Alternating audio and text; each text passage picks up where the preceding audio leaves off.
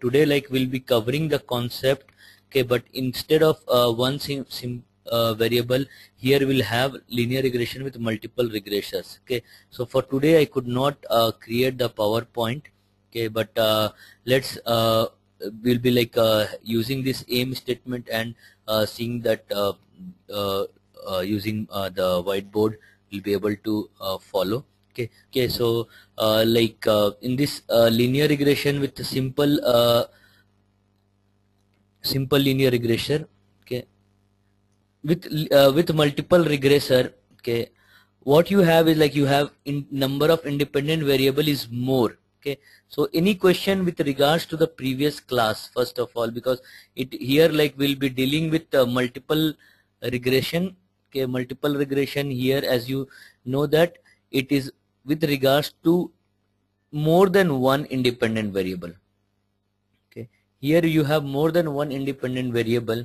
Okay, so what we have is like we have a equation where y is the independent variable. We have y equal to b naught plus b1 x1 plus b2 x2, okay, like that. So here what you are having is x1 x2 x3 till xn, so bn xn, these are n independent variables. Okay, now when we had equation this b y equal to b naught plus b1 x1, okay, where we are saying that this independent variable is dependent on only this dependent variable is only dependent on this independent variable. Okay, you had only one independent variable and you were saying that this was able to satisfy the relationship. Okay, however, what happens is whenever you try to regress dependent variable with independent variable, many times you are not able to handle all the things, it is not able to explain all. So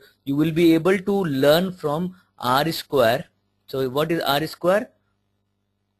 R square is how much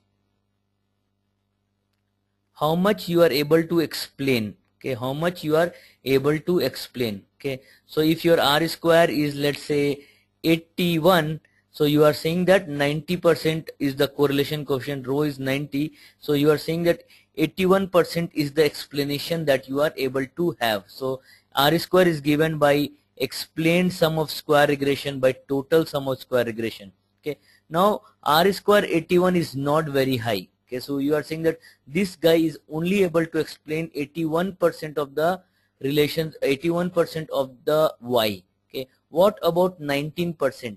Where, how we can capture the other 19%? Okay, so therein like we may think, okay, this x1 is not the only one which is impacting y. Okay, there can be some other variables.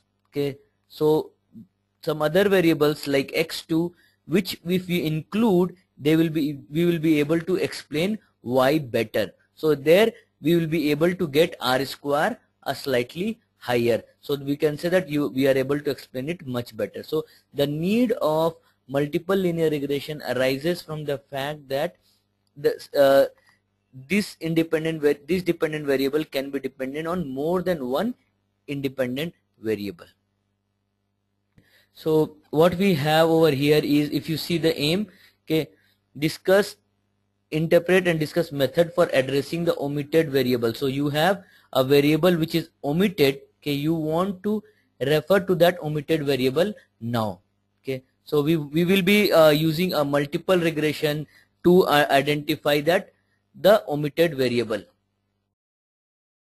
We are able to cover the omitted variable, okay, through multiple regression. So in a simple regression you had simple linear regression, you had one independent variable. In a multiple linear regression you have multiple independent variables. Okay, now what can be said about the slope coefficient in case of multiple linear regression? Okay, so you have like this b0, b1, b2, b3. Okay, so the b0 is your intercept. Okay, so your slope coefficient for variable x1, slope coefficient for your variable x2, slope coefficient for your variable x3 in the equation. Let's say we have this. So this is our regression equation and you have multiple slope coefficient. Okay, now what we do is like we say that these slope coefficients, okay, are partial.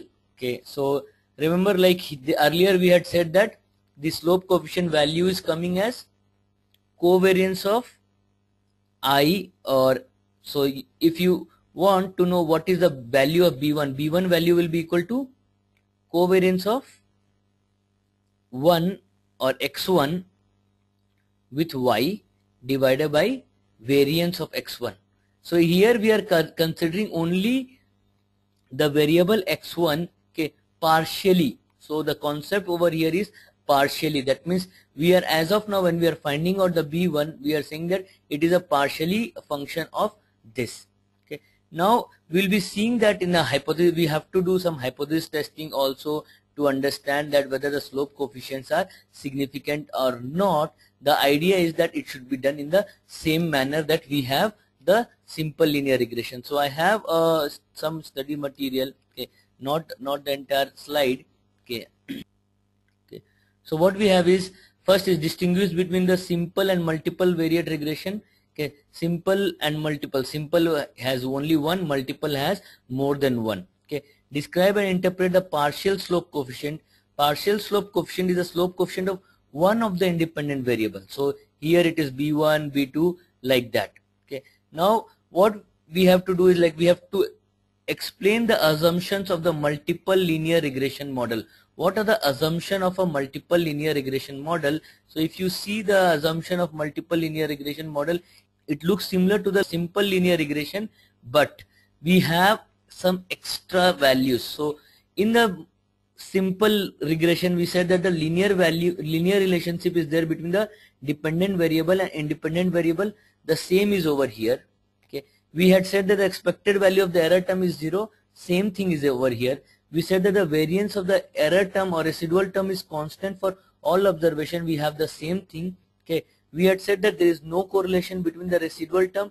We have the same over here.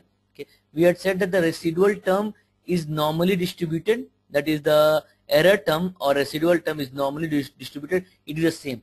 Only one assumptions we are having which is extra. Okay, that is, independent variables are not random. That is, like the x1, x2, etc. which you are taking, these are not random. However, there is no linear relationship, no exact linear relationship between two independent variables. So let's say you are saying that your y is made up of x1, x2 and x3. You cannot say that x3 is made up of k1, x1 and k2, x2. You cannot say this is true. Because what is happening is, if your y is made up of, if y is written as b0 plus b1 x1 plus b2 x2 plus b3 x3, since there is a linear relationship, x3 is linearly dependent on x1 and x2, what is the use of x3? Will x3 be useful? Will there be any use of x3? No, because x3 can be written in the form of x1 and x2, so it makes sense to include only. So I could have like replaced this x3 and I could write q with some function, so something over here and x1 plus something over here and x2. So there is no need of this x3. So one of the assumption is there is no exact linear relationship between the two independent variables. x2 and x3 are not linearly related. However, it may happen that there is some relationship. In fact, in reality, you cannot just ignore that there is no relationship. There will be, like when you are having this multiple variables that you are taking, you will see that there are some relationship. As a result, what happens is this R square that you get from a multiple regression, okay, it becomes very large. Okay, it becomes very large. So many times you spuriously start thinking that the regression is adding value, where in reality that regression may not add any value. So we will cover those concepts. But before that, like we have to I will ask question. We should be very clear on the ANOVA table. Okay, because in the multiple linear regression case, we'll be using this ANOVA table thoroughly for the hypothesis testing case. Okay. We'll be using this for the hypothesis testing case. Okay, now So for multiple regression, okay, there is no collinearity among the independent variables. Okay, there is only one additional assumption, that there is no collinearity. Okay, that means these are not linearly related. Okay, now what is the, so the next aim is like explain the concept of multicollinearity and the implication it has on modeling. Now what is multicollinearity? Okay, multicollinearity, we have seen that X3 is made up of X1 and X2, okay, wherein there is a relationship between the two independent variables with the the one independent variable can be written in the form of two independent variable. Okay, now the with multicollinearity, what we require is, we will not be requiring this. Now what happens is, like the multicollinearity detection is difficult. Okay, is difficult, and you have to regularly do hit and trial to find out the variable which is multicollinearity. So take an example. What we have is, over here, let's say you have a equation y equal to b0 plus b1 x1 plus b2 x2 plus b3 x3. Okay, so this is the equation that you have. Now what we have is, suppose the r square is coming very high. Okay, r square is very high. That means, let's say r square is 96%, okay, or 0.96. Okay, such a high r square, it implies that these variables are able to properly explain this y. 96% is very high. Okay, now you have kind of a feeling that one of the variables, okay, is made up of two other variables. Okay, so that means x3 is made up of two other variables. So when you have a perfect multicollinearity, that means like it is a relationship, or simple relationship between the two variables. Okay, now how do you find out which variable has, how do you find out this? Okay, so what we do is, we try to remove one of the independent variables. So what we say is, let's say remove x1. Okay, you remove x1 and then find out do the regression. You remove x1, do the regression, and find out the r square. Okay, do regression, find out the r square. Okay, if x1 is multicollinearity with others, okay, you will find that the r square would be high. Okay, so you can say that this x1 is not adding value. Okay, but let's say r square drops. Okay, when you do the regression with x1 dropped, r square drops. That means you can assume that x1 has added some value. You will do the same thing with x2 dropped.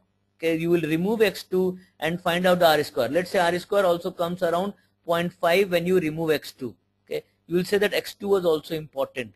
Let's say you remove x3, okay, and you do r square, and let's say r square comes as 0.94. You say that this, with when I removed x3, the regression r square is very high. Okay, it means that either this x3 is not adding any value.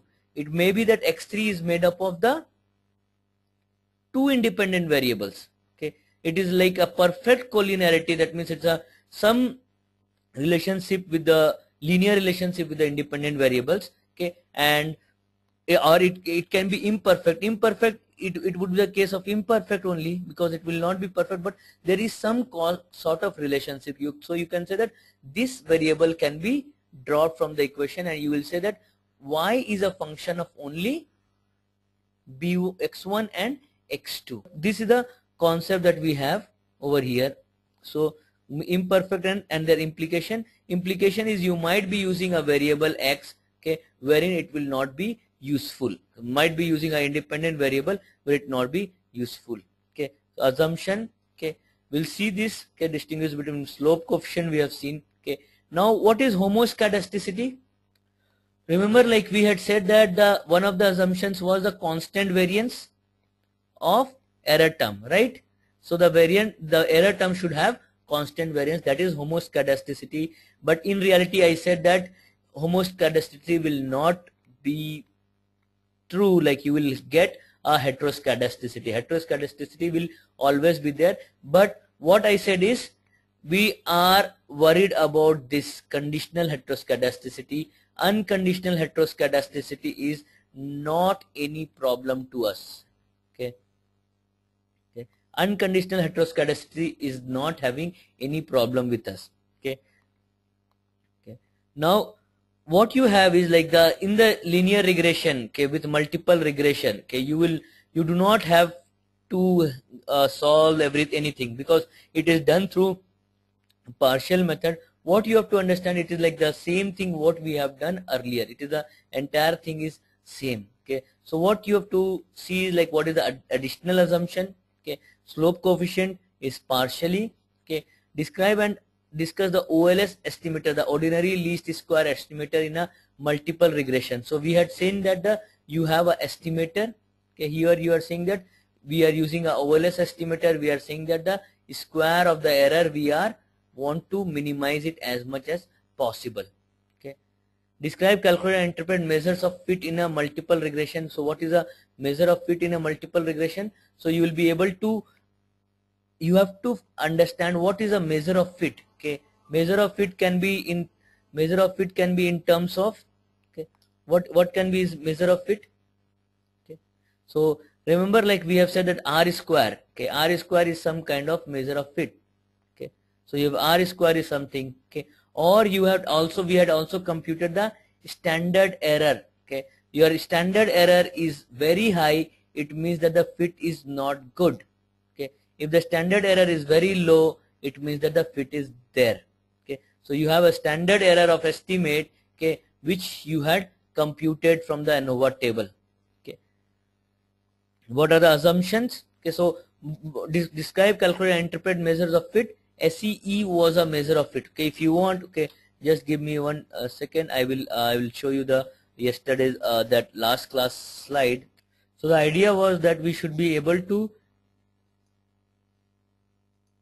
the idea is that we should be able to minimize this EI square. Okay, and the slope coefficient for any is given as xy, the independent variable, dependent variable divided by variance of x. So similarly here you will be getting the slope coefficient over here as x1 covariance of x1 y, variance of x1.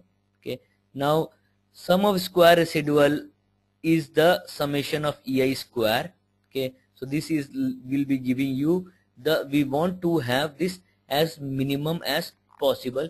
The how the good regression is, it is being determined by coefficient of determination, which is R square. R square, it measures how much you are able to explain divided by total. The correlation coefficient was given as the root of R square.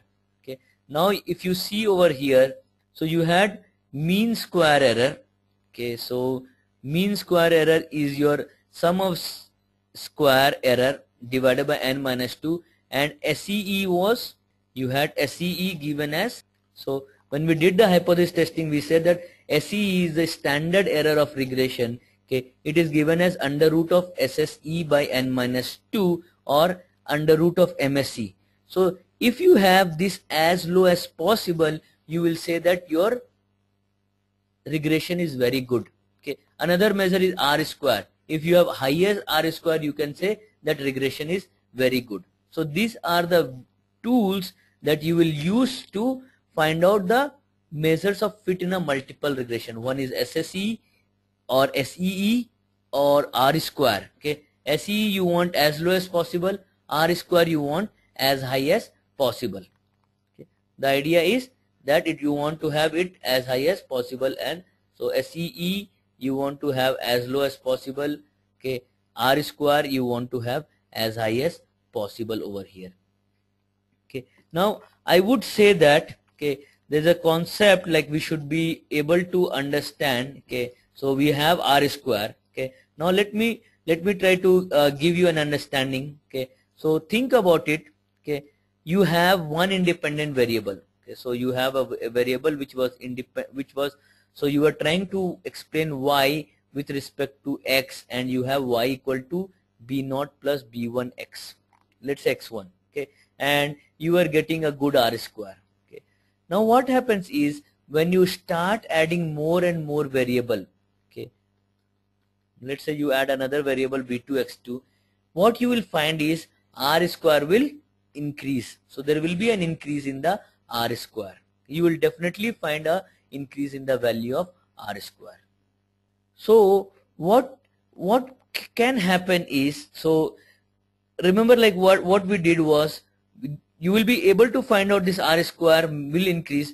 It may happen that x2 is already related to x1, okay, or x2 is a function, okay, something can happen, okay, or it may happen that yes, y is being, this guy is able to explain y more, this guy was explaining a little part, this guy is able to explain more. So this is what you have, okay. Now with regards to the testing of hypothesis testing that we had done for the, so okay, so I will start that hypothesis testing again.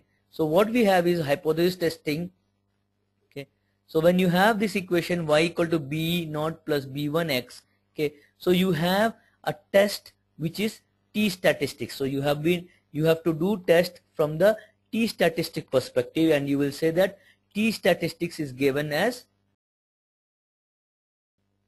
you will say that any value which is you have got from the sample minus you are hypothesizing divided by the standard error of b1, okay. So this is the t statistics formula. Please note that for any hypothesis testing you have to know the formula. So this is the formula for t statistics. This is a formula for the regression hypothesis testing of the regression coefficients. So this b1, how you have got this b1, you have got from a sample for which you did the regression, so you got this b1 cap over here. Now some questions I have, okay, what is the null hypothesis in this case? What is the null hypothesis over here? Null hypothesis that b1 is equal to 0. What would be alternative hypothesis? Not equal to 0. So we'll say that if this hypothesis is correct, that means there is no relationship. If not correct, that means there is some relationship. So if we want to prove, we want to show that there is no relationship. So what we did was, we did a t statistics. We said that t value will be finding out b1 cap minus the hypothesized value. The hypothesized value here will be 0. So this 0 will be the hypothesized value over here. So we say that our hypothesis value is 0. So b1 cap minus 0 divided by the standard error of b1. Please note that it will be given to you. This will be given to you. You will compute the value of t and you will be distributing it. So you have got critical value. This critical value from where you will get? This is the value, or you will get from somewhere else. This critical value we will get it from the table. So from the table we have to give the degree of freedom. Okay. So for a hypothesis testing, what is the degree of freedom? Degree of freedom is given by n minus k minus 1, okay, where k is the number of independent variable. N minus k minus 1, k is the number of independent variable. In case of this simple testing, k is 1. So your degree of freedom is n minus 2. So you will use that n minus 2 degree of freedom, and you will use any alpha. Typically alpha would be given, and you will find out the critical value. Okay. Now depending on t, if it is lying over here, you will reject. If t is lying over here, you will accept. Okay. Now this is a testing that you do in for a simple linear regression wherein you have only one coefficient. Okay. What if you have multiple coefficient? So for multiple, how you will do it? So here, like I want to drive some idea over here to you. Okay, when you have multiple coefficient. Okay, so the idea that we were doing was, let's take this example, b1x1 plus b2x2. Okay, we are saying that if b1 is equal to 0, it means that x1 has no relationship with y. So x1 has no relationship with y. Okay. If x2 is 0, the same way we can say that x2 has no, if b2 is 0, we can say that there is no relationship with y. However, if b2 is not equal to 0, we say that there is a relationship. Okay. We say that there is relationship. Okay. So over here also, we have to do a t-testing, okay, t-testing of individual coefficient. So we'll be doing a t-testing of individual coefficient. So we have to do the t-testing for individual coefficient, and if the t-testing for individual coefficient will result in not equal to 0, we will say that that variable is significant. Significant means it has a relationship. Okay. So what we will be doing, so for this equation what we'll be doing is, so we'll be collecting the value. So B1, this is, we are saying that this is a population thing. Okay, we'll compute a sample. The sample we will get is B0 plus B1 x1 plus B2 x2. What we are saying is this sample is a proxy of the population parameter. This sample is a proxy of the population parameter. So we want to test for that. So test will be your B1. We will say hypothesis will be B1 equal to 0, B1 not equal to 0, or I would say that this, not equal to 0. So here B1 minus 0 by standard error of B1. So that is we have done for B1. Similarly we will do it for B2. Okay.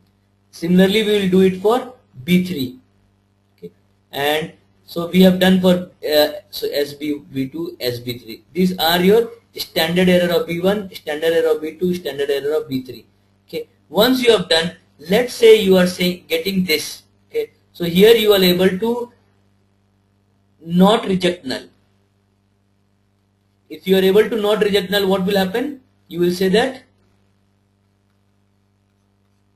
okay, assume that here also you are able to not reject null. So you are not able to reject null here, also here. So you will say that B2 is 0, here you will say that B3 is 0, right?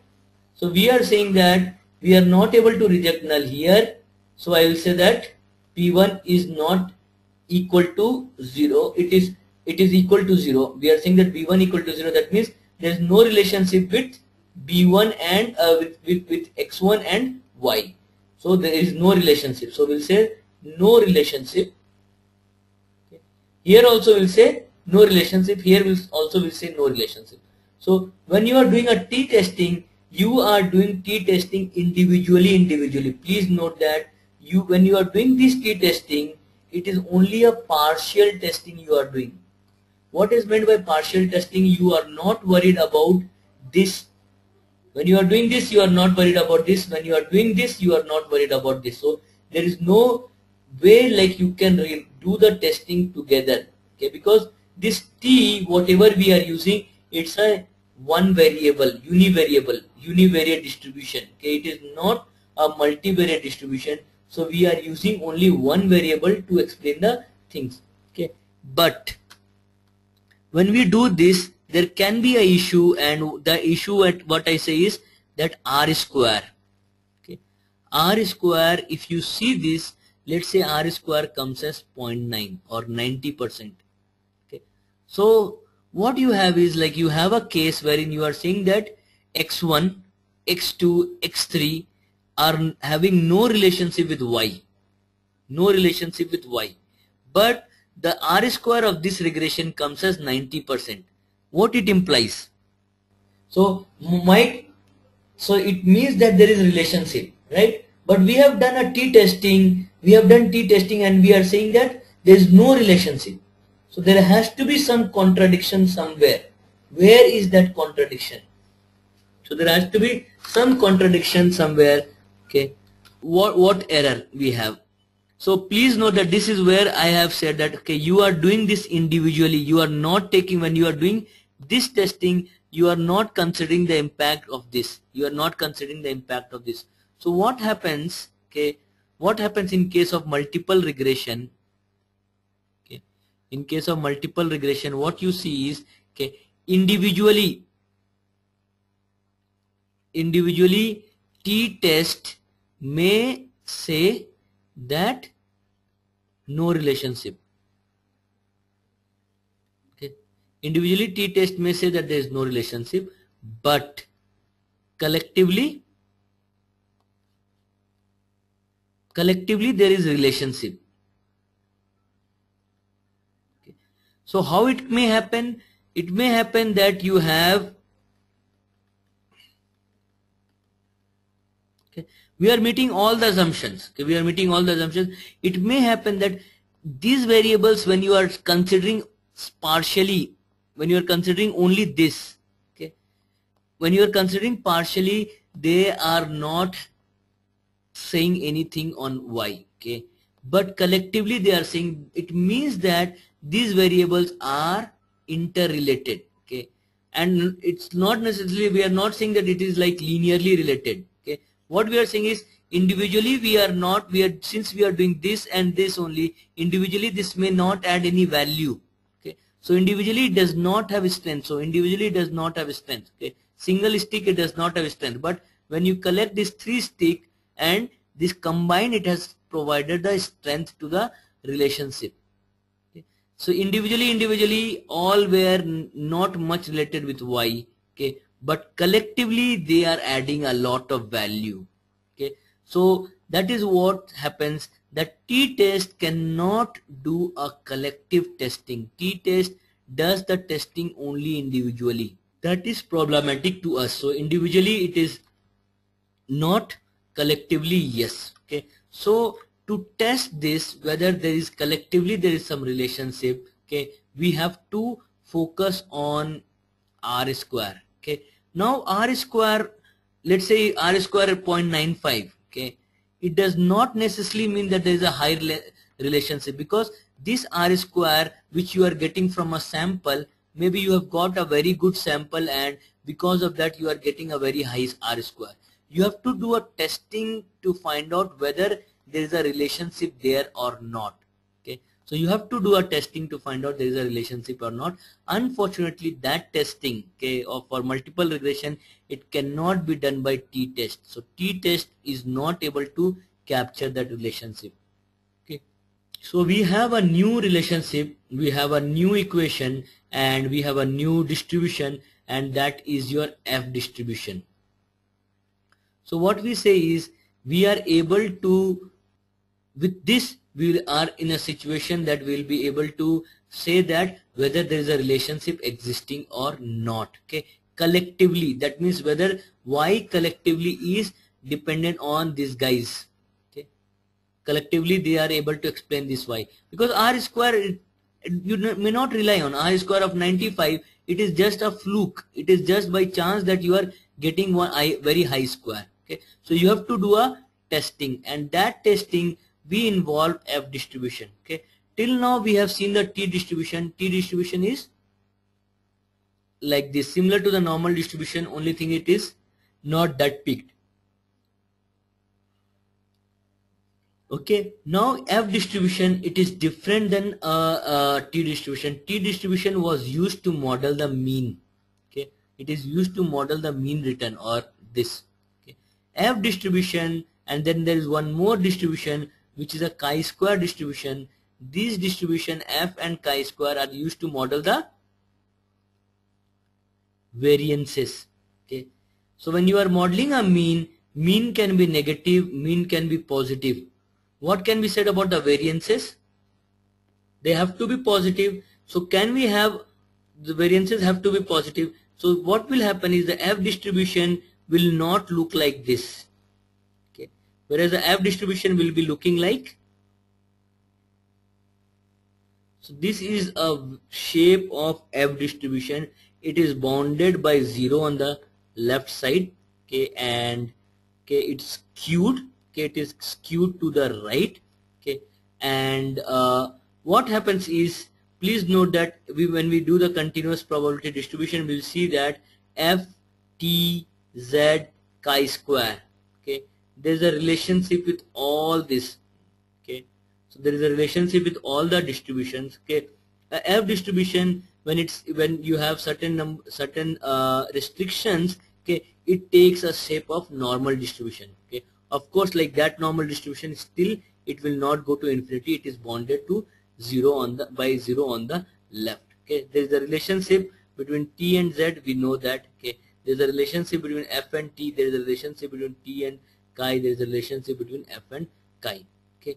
Now this f distribution is used to model, okay, the variance of two variables. So it is used to model the variances of two variables. Okay. And what happens is the way we use the F distribution, it is a ratio. So F distribution is kind of a ratio.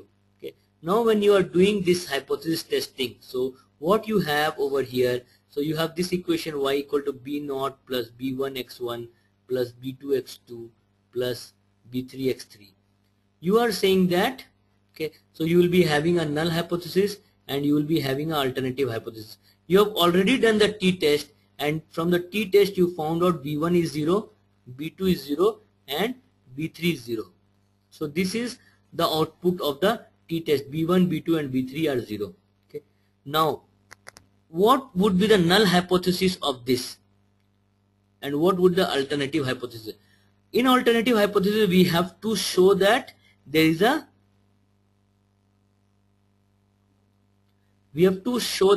relationship. In null hypothesis we say that no relationship. So in this null hypothesis, when we are saying that no relationship, we will have b1 will be equal to b2 will be equal to b3 will be equal to 0. So we are saying that there is a no relationship between y and x1, x2, x3, and we say that b1, b2 and b3, these are 0. When these are 0, that means there is no relationship of y with these guys. Okay. However, in case of alternative hypothesis, we are saying that there is a relationship. What would be the equation? Here we'll write. So what we say over here in this is not equal to 0, right? But what not equal to 0? So should I write this